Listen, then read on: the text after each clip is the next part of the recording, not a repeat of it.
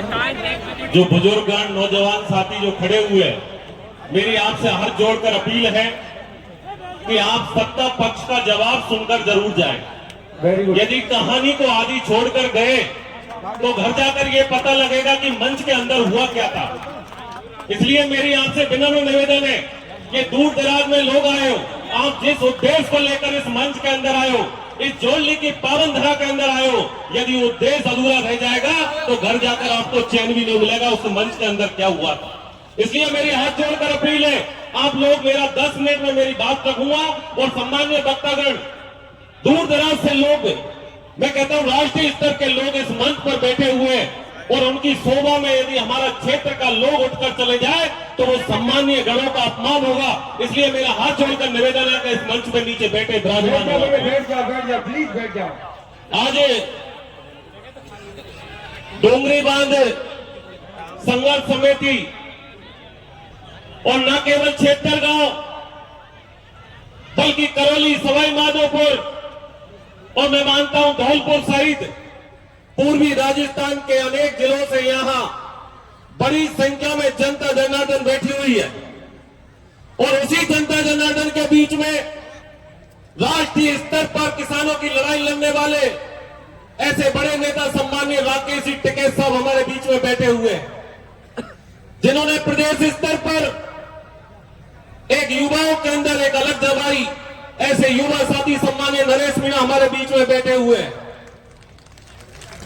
बाप पार्टी से जिनका राजस्थान में जिनके 4 विधायक है और वहां से भी हमारे विधानसभा के सम्मानित साथी भाई थावर चंद जी हमारे बीच में विराजमान है।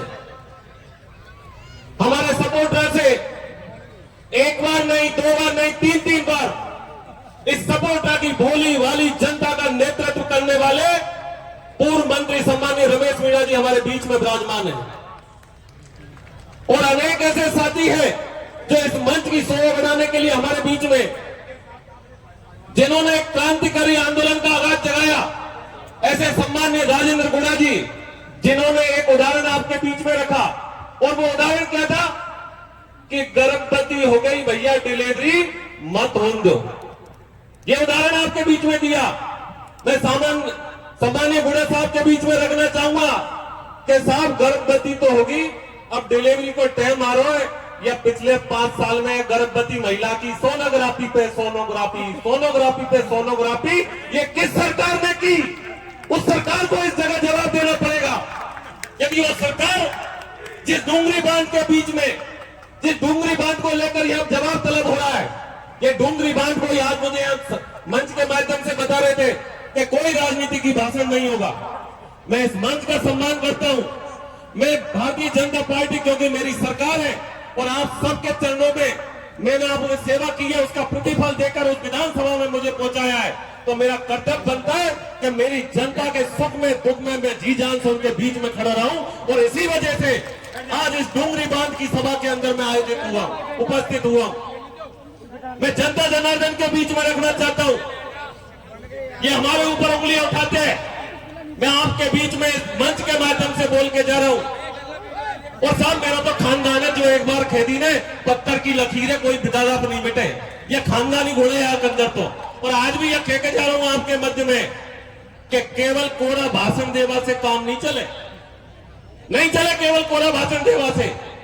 कभी कभी तो ऐसा लगता है कि ये मंच केवल जो भाषण देने वालों को ट्रेनिंग देने का काम कर रहा है।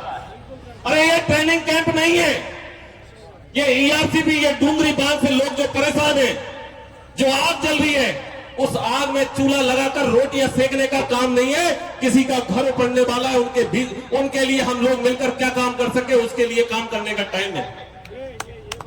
और मैं जरूर कहना चाहूंगा, क्योंकि मेरे मंच पे, जिस मंच पर मैं उपस्थित हूं, ये जनता जनार्दन है, मैंने स्वाभिमान के साथ 2 साल काम किया है। क्योंकि ये बात मेरे ऊपर आरोप लगाए, उन आरोपों की बात हुई है और इस मंच के माध्यम से यदि मैं उनका आरोपों का जवाब नहीं दूंगा तो मैं इस मंच पर कायर कहलाऊंगा। और जिस मंच पर मैं बैठा हुआ उसमें जवाब नहीं दूं, ये मेरे स्वाभिमान में नहीं है। इसलिए मैं सम्मानित श्रोता बंधुओं, 2 साल के अंदर आप याद करो उस करणपुर की घाटी को, इसी जोड़ली गांव से एक वीर पैदा हुआ जिसका नाम रंगजी बाबा था। उस रंगजी बाबा ने 1993 के अंदर स्वर्गीय भैरव सिंह शेखावत को मैं बुलाया कानपुर के अंदर, और कानपुर के अंदर बुलाकर इस सपोर्टरा की पहचान करवाई कि ये डांग क्षेत्र है जिसमें मेरे नुमाइंदे पड़े हुए हैं। और तब तत्कालीन मुख्यमंत्री स्वर्गीय भैरव सिंह शेखावत ने 56 लाख रुपए देकर उस घाटी का निर्माण करवाया। मैं अपने आप में गर्व करता हूं कि मैं उस पार्टी का सदस्य हूं जिसके मुख्यमंत्री ने 33 साल के बाद में फिर से उसी घाटी के लिए 50 करोड़ रुपए की सौगात दी है, जो उस घाटी पर चढ़कर हमारा नुमाइंदा ऊपर की तरफ आएगा। सम्मानीय भाषण दे रहे थे, आपने क्या किया 15 साल तक? गरीब जनता को लड़ाने का काम किया आपने। मैंने 2 साल के अंदर किसी भाई से भाई में प्रेम फैलाने का काम किया है। विरोध करने से काम नहीं चलेगा, सच सुनना पड़ेगा आप लोगों को, सच सुनना पड़ेगा आप लोगों को। जिसके बारे में बोलते हो आप, जिसके बारे में बोल रहे हो, ये डूंगरी बांध के लिए बोल रहे हो आप लोग। मैं आपको बताना चाहूंगा कि डूंगरी बांध के अंदर मेरी जो स्थिति है, मेरी जो स्थिति है, यह राजनीतिक भाषण नहीं। आप लोगों ने पहले जब आपको खड़ा होना चाहिए, जो आरोप लगा रहे हैं उनके आरोपों को जवाब किस तरह देना है, उस आरोप के लिए आपको खड़ा होना चाहिए। आपको इस बात के लिए खड़ा होना चाहिए व्यक्ति है, और आपको इस बात के लिए खड़ा होना चाहिए कि डूंगरी बांध में आपसे पहले भी कहा और मैं आज भी कह रहा हूं कि डूंगरी बांध के अंदर मैं तन मन धन से आपके साथ में खड़ा हुआ हूं, आपके साथ में खड़ा हुआ हूं तन मन धन से। लेकिन आप लोग जिस तरह के आरोप लगाए इस मंच के अंदर जिस तरह के आरोप लगाए आपने, आपको इस बात को समझना पड़ेगा कि डूंगरी बांध संघर्ष समिति है, जिनके लोगों से मैंने लगातार 3 दिन से मैं बात कर रहा हूं। उन लोगों से कहा मैंने कि माननीय मुख्यमंत्री जी, माननीय सिंचाई मंत्री जी, भैया नीचे बैठ जाओ प्लीज, आपसे हाथ निर्णय होगा, उस निर्णय से आप संतुष्ट नहीं है तो आपका विधायक आपके साथ में खड़ा रहेगा। यह आपको मेरा विश्वास दिलाया था। लेकिन जिस कार्यक्रम के अंदर हम उपस्थित हुए, उस कार्यक्रम के अंदर मेरे नेता के खिलाफ कोई गाली देगा, उसको हम लोग बर्दाश्त नहीं करेंगे। ये बिल्कुल कतई कहने की बात है, ये आप सबको बता रहा हूँ। बैठ जाओ भैया, आपसे हाथ जोड़ ये खड़े जो लोग डॉक्टर करोड़ीलाल के बारे में आप गलत बोलते हो, आपको शर्म आनी चाहिए। आपका खुद का पता नहीं कब किस दड़े में बैठते हो, कब किस दड़े में बैठते हो, और उस राजस्थान के नेता के बारे में गलत बोलते हो। आपसे हाथ जोड़ मैं इस बात को कतई बर्दाश्त नहीं करूंगा कि मेरे नेता के खिलाफ आप गलत बोल रहे हो, ये कतई बर्दाश्त नहीं होगा। इसलिए भैया बैठ जाओ प्लीज, आपसे हाथ बनाने सभी जनता जनार्दन यहाँ उपस्थित है। मैं जनता जनार्दन से निवेदन करना चाहूंगा कि आप कार्यकर्ता बंधु अलर्ट बोर्ड पे खड़े हो जाए भैया प्लीज। भाषण नहीं आपने से।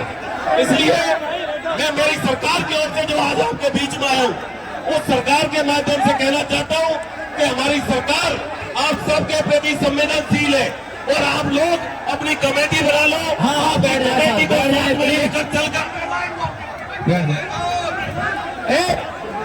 ऐसे नहीं बैठ रहे हैं प्लीज।